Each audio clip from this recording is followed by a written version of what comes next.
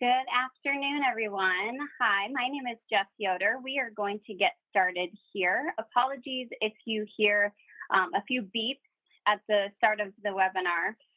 That's just anyone joining us at the last minute. So we appreciate you remaining on mute. There will be an opportunity at the end of the webinar to ask any additional questions that you might have. But just so you know, we will be recording this webinar and releasing the frequently asked question document that we might potentially add to after our webinar today. But thank you for being here. Thank you for your interest in Project Aware.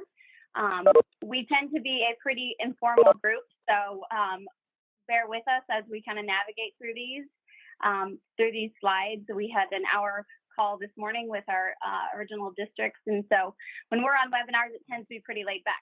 So feel free to use the chat box and access the bit.ly link that you can see on your WebEx there in order to take notes or reference later or pass along to any coworkers that might be interested in the content of this webinar. So we will go ahead and get started here. So Project Aware is a federal funding stream that was passed through to the Department of Education from SAMHSA, which is the Substance Abuse and Mental Health Services Administration.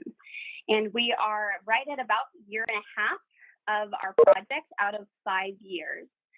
So the Department of Education received $8 million at the start of the project, and that we received that renewed every single year from SAMHSA.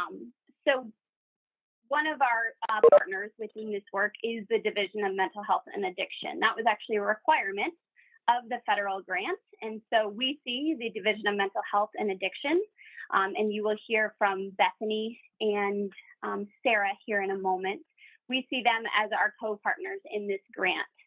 So they receive funding from the Department of Education, as does our 3 existing LEAs, who we are calling part of Cohort 1, and that is made up of Avon Community School Corporation, Vigo County Community School Corporation, and Perry Central Community Schools. So they have been on board since the start, and we are now expanding our reach to what we are calling Cohort 2, and we are choosing between 3 and 9 districts that will be chosen as part of this competitive grant. Just a quick overview. Much of this, if you have read through the information page, should be review. We get some questions as to, well, what does AWARE stand for? SAMHSA says that it is Advancing Wellness and Resilience in Education, which we believe threads through all of the work that we do. We don't tend to use that long name. We typically just call it Project Aware, but we did receive this grant in fall of 2018.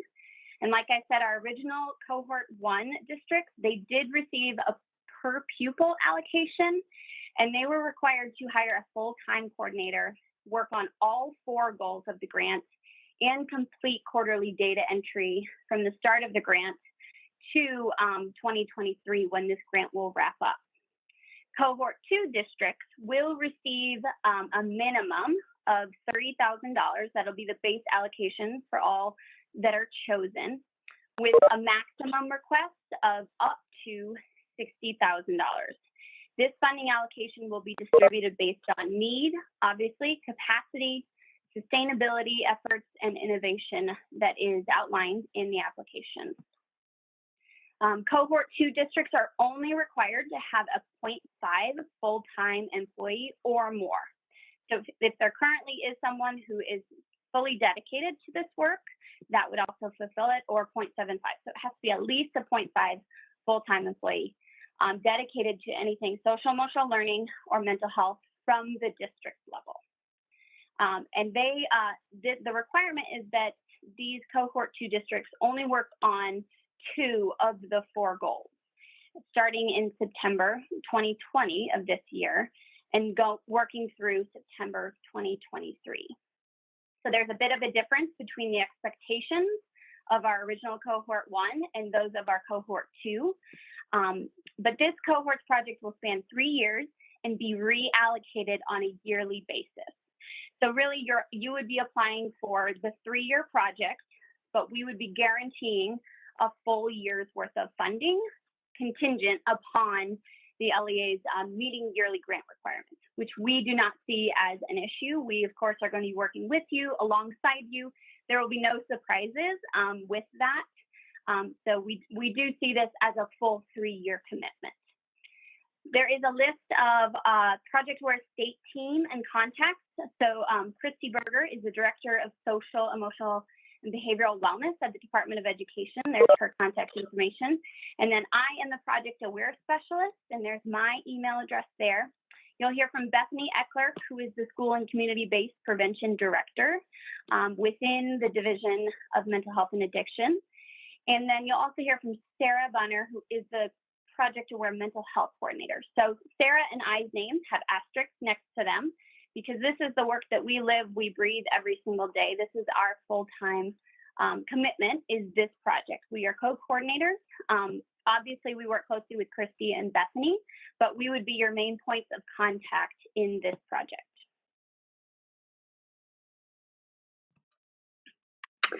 Hey everyone, it's Bethany Eckler. Again, I'm the School and Community-Based Programs Director. And so Sarah and I are going to kind of go back and forth introducing the 4 goals that our Project Aware, our Indiana's Project Aware grant has set out over the course of the 5-year grant. So looking at goal 1, this goal, it will be required for Cohort 2 schools. We talked about that there's 2 of the 4 goals that you'll be working on as a Cohort 2 school. And so goal 1 is the one that is required. And so the goal is increasing awareness of mental health issues by developing and expanding school-based mental health infrastructure within partner LEA schools. And so you'll see kind of 3 buckets of how that's happening currently and how we see this happening in the Cohort 2 schools as well. Starting with the incorporation of mental health and SEL data and supports in a multi-tiered systems of support, so MTSS, utilizing the SHAPE assessment. If you haven't heard of the SHAPE assessment, we can that information is provided in the application. And I'm forgetting the acronym right now, but you can find it in the application. And then inclusion of mental health stakeholders on MTSS teams. So utilizing those community mental health providers as members of the MTSS team. So as we go through these goals, we're going to kind of bring up some promising practices that have happened within our Cohort 1 schools as really just as examples. They are not requirements in any way, shape, or form. These are just ideas to think about as you set out to apply to be a Cohort 2 school. So if we go to the promising practice, we're looking at an example from Perry Central Community School Corporation and their multi-tiered systems of support. And so as you can see, it's a little small on the slide, but what they did is they broke out their MTSS model to use this for, we use this for academics and behaviors in schools. And so adding in that level of SEL into each layer to show how they can use the infrastructure that already exists and that the schools already exist just as another piece of a shared approach for social emotional learning and mental health.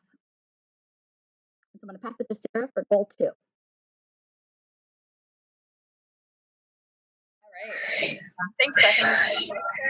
I'm the Project Aware Mental Health Coordinator, as I have already been introduced.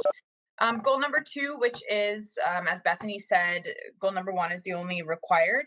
So goal number 2 is one of the choices for the second goal, is to capacity of partner school staff to employ evidence-based tools and systems of support to detect and respond to mental health issues. And so the 2 buckets below that, the first one is professional development. An example of that would be youth mental health first aid. And the second one is social and emotional learning tier 1 support for all students. So the goal here is to arm school staff with the tools and knowledge to feel more comfortable, ready to talk social, emotional learning and mental health within their schools. Promising practice for goal 2 is from Vigo County School Corporation, who partnered with Hamilton Center, their CMHC. Again, this is just an example of Cohort 1 strategy for addressing this goal. Cohort 2 schools are not required to utilize this practice, but it has been a successful strategy so far. Vigo County and Hamilton Center provided youth mental health first aid trainings. This is a way that they're partnering to provide prevention-based upstream approach. And I'll pass it back to Bethany for the next slide, which is goal 3. And we are kind of zipping through these. We want to make sure and get to everything with the application. So that's why we're going a little quick. So goal 3, increase partner schools' early identification of mental health needs and interventions to address them. And we made sure to underline interventions there. This differentiates a little bit from goal 2 in that it is more about the interventions and the supports and the programs that we're putting in place to support the mental health of students in schools.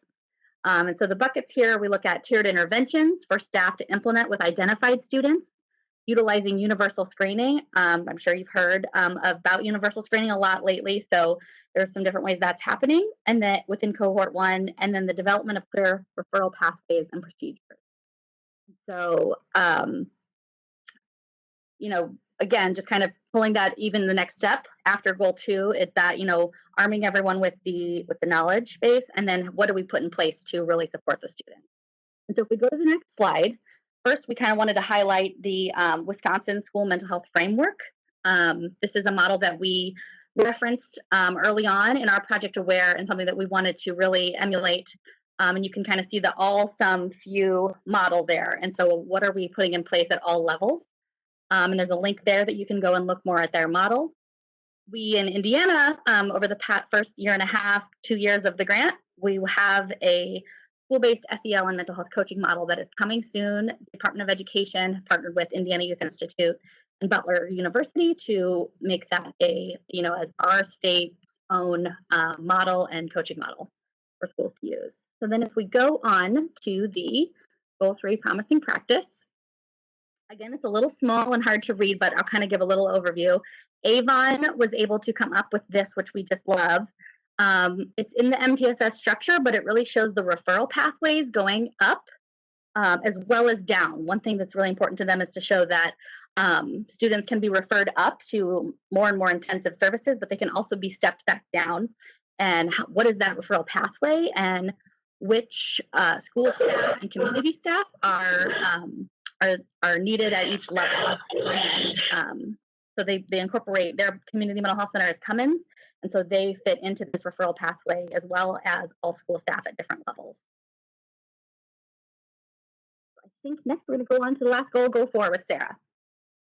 All right, so goal 4 is student family access to treatment, wraparound resources, and services for vulnerable school-aged youth who may have behavioral health issues. So at the bottom, you'll see the first bucket is to increase the percentage of students served through the school-based community mental health center, or CMHC, or other community provider. The second is the development of a collaborative webpage, which will serve as a repository for evidence-based practices for mental health. I actually am going to include a link right now in the chat box, which is the link to this website. It's also linked on our Project Aware website. This is from the DOE. They've created an interactive map for schools to use as a peer learning resource for social emotional learning. It's a great resource. And the last one is collaborative initiatives for engaging students and families in addressing identified mental health needs. So goal 4 is where we think about how we can increase mental health services and access within the community and the schools. It's going to look different in each school district. It will look different in cohort 1 than it looks in cohort 2. And we are excited to see how it works out. I'm going to send it back to Christy now, who's going to talk a little bit about the application and how you can move forward. Thanks, Sarah. So if you all have gone to the Project Aware site, you will see that there is 2 places where it talks about grant information and a grant application. So we just wanted to clarify, once you are ready to look at the grant application, you will access it under the heading of grant application. You can look at the Word document and see what things will be asked, but you must fill it out in the JOT form in order for us to receive that submission. So if you're unsure if we received that submission, feel free to shoot us an email and let us know that you have submitted, and then we'll follow up letting you know that we received it. So if we go into the next slide, we wanted to show the breakdown of the application to the scoring. We know that this is when we're writing grants, that this is kind of our guiding post here, as it shows you where we have our points highly ranked, and then kind of what each category is overseeing. So we have about 100, we have 100 points, not about 100 points that we are grading off of, that a rubric will be off of, and you'll see that the narrative is the highest point. So this is 40 points. And the reason for that is we really want to see and hear about how you are going to use different supports in your school community to interweave with the initiatives and the programs that you already currently have going on. We want to hear about what gaps you've identified, what areas you need to have some extra funding to be able to put some supports in place to support all of your students that you serve K-12. So you'll see that the narrative is the highest, and then the interventions and support. So this is where, again, you'll have to pick 2 goals. You only have to pick 2. You must pick goal number 1, which is that primary goal that talks about MTSS and how you're building this into your MTSS framework. And then you can choose from goal 2, 3, or 4 as your second goal for the grant. And then budget always tends to be a bit overwhelming for people. This is worth 10 points. And what you'll need to do is upload that budget in your Excel document, which we'll provide for you. And thinking about your expenses, if you don't oversee your title funding, you possibly have not heard of RAN, but it means reasonable, allowable, and necessary. So when you're putting in different interventions and supports, we want to see how it's tying back to something. We don't want to just see that, you're going to send your whole district to a professional development in Florida because we haven't been able to go anywhere for a while, right? Like that would not be necessary or rational. So making sure that you're looking at all of your items and making sure they're reasonable, allowable, and necessary. And then the budget lines will really just be specific in the numbers of hours and days for ongoing cost and professional development as you go through that. So we're going to now go to frequently asked questions. I'm not going to go over every single frequently asked question, but want to highlight some that we believe the whole group may have some questions about. And then we'll open some time where you can ask additional questions. So the question that we hear a lot is about the 0.5 FTE grant requirement. So I'm going to slow down a bit because we know that this is a question for a lot of our districts that are interested and are wanting to apply. So there, unfortunately, are about 3 scenarios. So the first scenario is, what if we as a school district do not have anybody that is 0.5, so half of their time dedicated to social emotional learning or mental health, and we do not plan to use these funds to create that position? Can we apply? And the answer is no, you're not eligible. Again, going back to what Jess said at the very beginning, for eligible applicants, you must have 0.5 FTE. Okay, so that is, if you don't have the position right now, that's okay. You can use this funding to create that. But in your narrative, we need to see how you're going to fulfill that. Part B of that is, what if we have a school counselor that spends 0.5 of their job on direct services to students, and the other 0.5 is that they do district level things. Maybe they oversee all of the counselors in the districts. Maybe they look at your SEL initiatives or your mental health partnerships. That would meet the requirement, but what we would need for that is a job description, right? So we know that sometimes at our high school, we have school counselor department chair, right? And so they may oversee the high school, but they may do district level work. We just need to see that detailed job description when you submit your proposal. And the third is, what if we plan to use the grant funding to create a 0.5 FTE or more?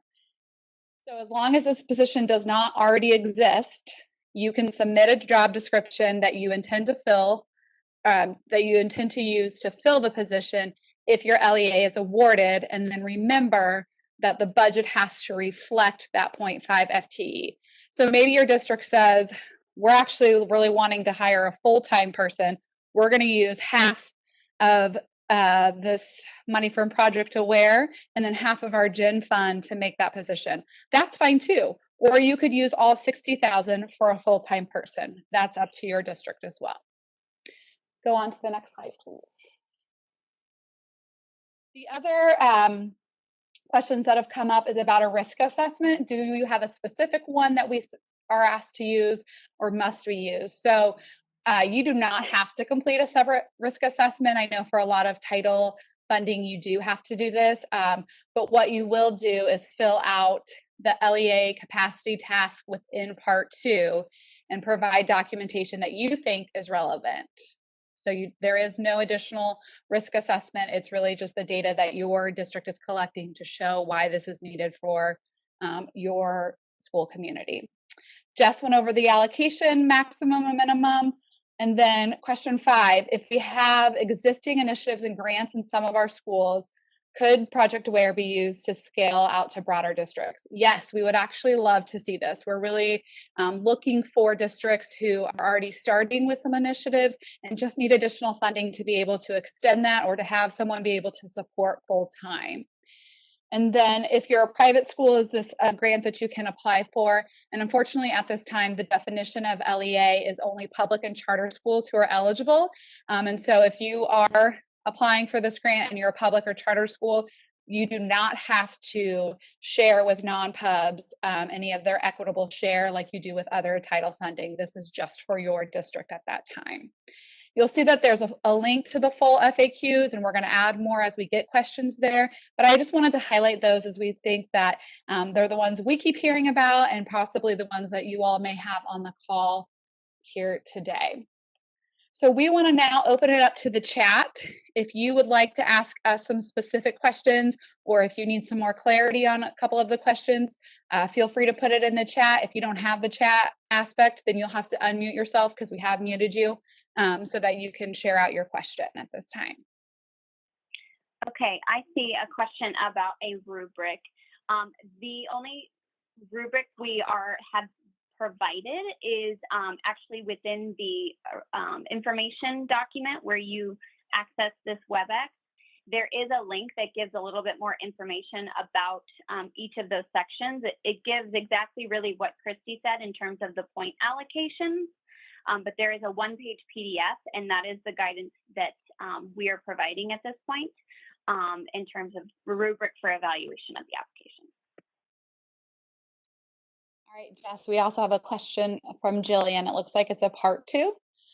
In the example, you have the use of Panorama and MTSS meetings. Can we use other Panorama topic scores as improvement metrics for students with more targeted or intensive needs as a way to show change with the identified intervention? Yes.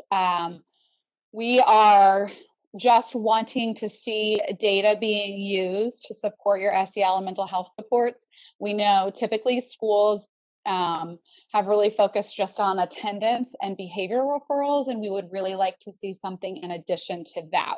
We think that those are great data points, but we would like to see something in addition to that. So if you all have already tied Panorama to that or found a way, maybe through culture and climate survey, that would be completely appropriate. The second question is the budget says 30,000, but up to 60,000. Is that an annual cap or is that 60 for all 3 years? Great question. So whatever you request will be your hypothetical request for all 3 years. So if you asked for 45,000, you could get that for year 1, 2, and 3. We say hypothetical just for in case there is something with our funding from SAMHSA and we get less than we've gotten each year. Or on the flip side, there may be a year where we have additional funding that then we're going to separate and add to all of our partners now. So what you ask for will be that baseline of what you will receive each year for 3 years. And to add on to that, Christy, each year you will be reapplying for that, let's hypothetically say 45,000. So if you have changed, obviously your application and your budget is going to only show 1 year's worth of activities. So you don't necessarily need to know exactly how you would spend that 45 in year 2. We have learned quickly that things change and amendments are needed, and we absolutely know that is feasible. We just want to see your best guess as to how you would use your request in year 1, and then you would receive an opportunity to kind of adjust and make new plans for year 2, and then again in year 3. Thanks, Jess. Looks like Tessa has a question of what current year do you require for assessment data? Your most current data would be what we would be looking for. If you have trend data, that would be great, so we could see a couple of years, but the current year would be fine. We know that this year's assessment is a little bit null and void, so don't worry about that. And I see that. Does the 0.5 FTE person have to be in place at the end of year one, or can we build that up to having 0.5 throughout the year?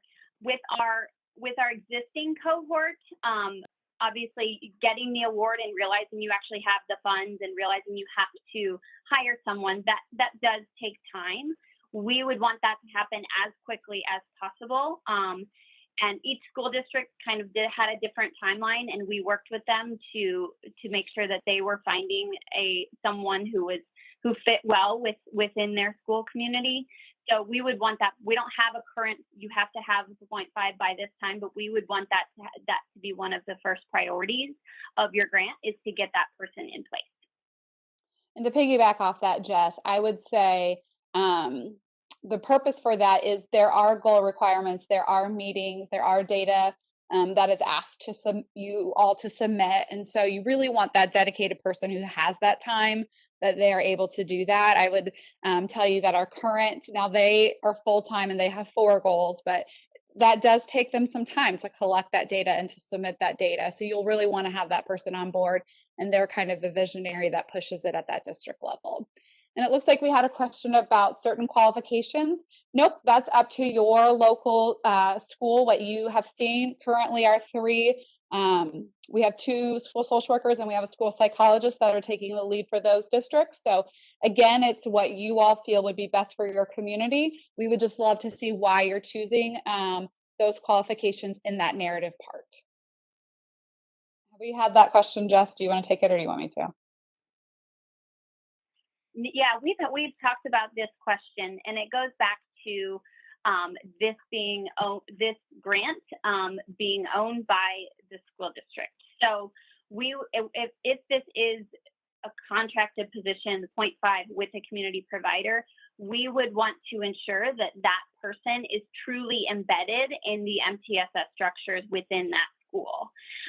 We have seen schools that are thriving and doing this work quickly when that person has direct access to cabinet, to the school district leaders on a consistent basis. So we would just want to ensure that that person would be considered a school level district employee.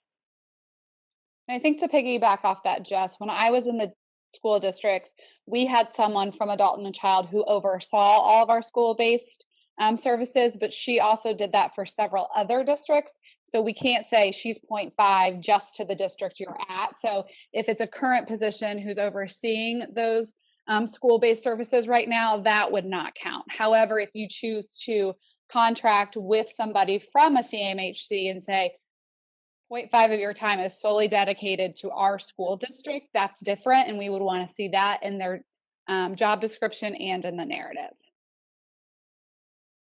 Great question. Yeah, that's a great question.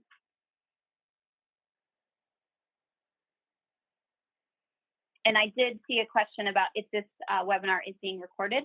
Yes, it is being recorded, and we will get that posted as soon as possible. But we will have that frequently asked question document that we plan to update in the next few days, actually based on your questions today. And we will be releasing that on Friday in Dr. McCormick's weekly note. So that will be an opportunity for you to pass that along and say, these were some questions that were asked about the application, and here are some updated questions that we may be worth thinking about. So keep an eye out for that in Dr. McCormick's weekly note. Mary, thanks for your question. So it says, looking at the application, I see the need for stakeholder meetings. With the quick turnaround and the pandemic, are you still hoping for 3 meetings that involve the players mentioned?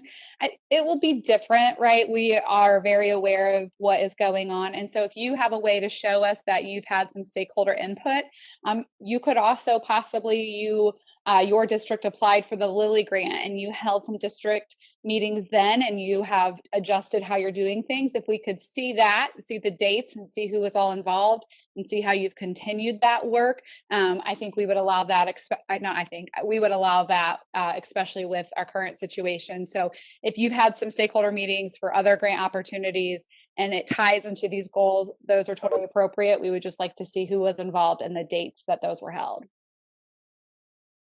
I also think something, whenever I apply for grants, I like to know we will have a team of reviewers. So those of us that you are seeing right now, we will not be reviewing. We're too involved in the process.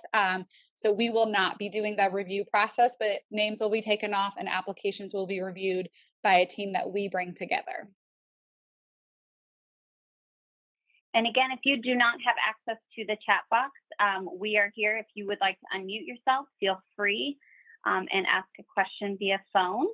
But we'll stay on at least for another 5 minutes. If you have any underlying questions that have not been answered, or if you would prefer to follow up via email, on your screen, you should see the email address there. Feel free to just email that and we will get back to you as soon as possible. If you could just give us at least a 24-hour turnaround so that we can put our heads together and ensure that we are answering your question with as much detail as possible. As you're hopping off, thanks for joining us. Again, we will put out the FAQ this Friday, Dr. McCormick's weekly email, and then we will get this webinar posted as soon as possible. So thank you again for joining us. We're excited to see your applications.